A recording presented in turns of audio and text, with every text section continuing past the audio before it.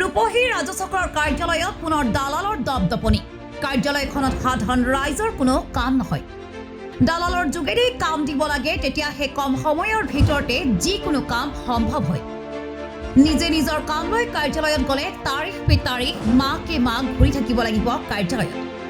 দালালক টকা দিলে নিজৰ নামত মাটি নাথাকিলেও কাৰ্যালয়ৰ পৰা আপোনাক মাটিৰ গৰাকী বনাই প্ৰমাণ পত্ৰ লাভ কৰিব পাৰিব।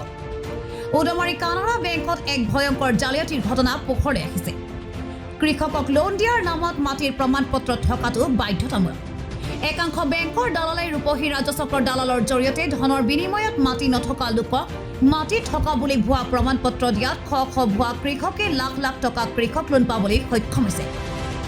মাটি নথকা লোকক মাটি থকা বুলি ৰূপহী ৰাজচক্ৰ কাৰ্যালয়ে কেনেকৈ মাটি থকা বুলি প্ৰমাণ পত্ৰ প্ৰদান কৰিছে, সেই সন্দৰ্ভত ৰূপহী ৰাজচক্ৰ বিষয়াক এক লিখিত অভিযোগ দাখিল কৰিছে। উক্ত জালিয়াতি সন্দৰ্ভত তদন্ত কৰি দোষীক কঠোৰ শাস্তি প্ৰদান কৰিবলৈ যুৱকজনে দাবী জনাইছে। মই মণ্ডল অফিসত আহিছিলোঁ। ৰূপহী ৰাজচক্ৰ কাৰ্যালয়ত আহিছিলে। কি অভিযোগত আহিছিলে আপুনি? আমাৰ উদমাৰী বেংকত। কি বেংকৰ নাম? উদমাৰী কানাড়া বেংকত। উদমাৰী কানাড়া বেংকত KCC লোন হৈ আছে। কৃষক লোনটো? কৃষক লোনটো হৈ আছে। কৃষক লোনটো জালিয়াতি কৰি মণ্ডল অফিচৰ পৰা মাটি থকা প্ৰমাণপত্ৰ উলিয়াই লৈ যায়, কিন্তু আচলতে মণ্ডলো নাজানে আৰু ADC ছাৰো নাজানে, এইটো নাজানে। যিকেইজন মানুহৰ নাম দি অভিযোগ কৰিছে যে এইকেইজনে লোন পাইছে, মাটি নাই নেকি? এতিয়া এক কথা মাটিও সিহঁতৰ নাই, সিহঁতৰ বিটা মাটিত থাকে, সিহঁতৰ নামত মাটি বাৰী নাই। বেলেগৰ মাটিত থাকে? বেলেগৰ মাটিত থাকে।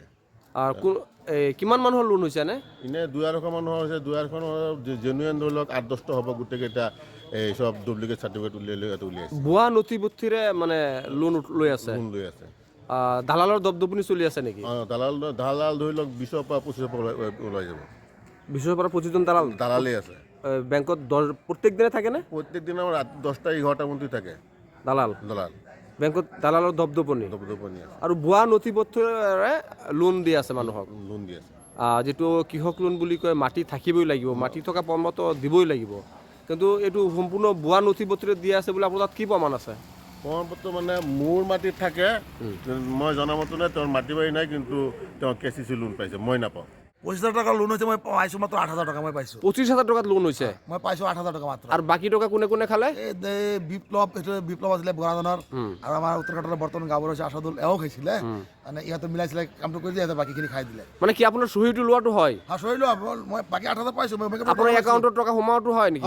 না সিহঁতে টকা উঠাইছে? না মই উঠাইছোঁ, কিন্তু মই সিহঁতক দি দিব, মানে কথা কাটিছোঁ, দিবই লাগিব। আগতে চুক্তি আছিলে? চুক্তি আছিলে, চুক্তি পৰাকে দিছোঁ, নহ'লে ভৱিষ্যত মানে দালালৰ দপদপনি চলি আছে, য'তেই লোন ল'ব যায় দালাল। 10 বছৰ নপছে।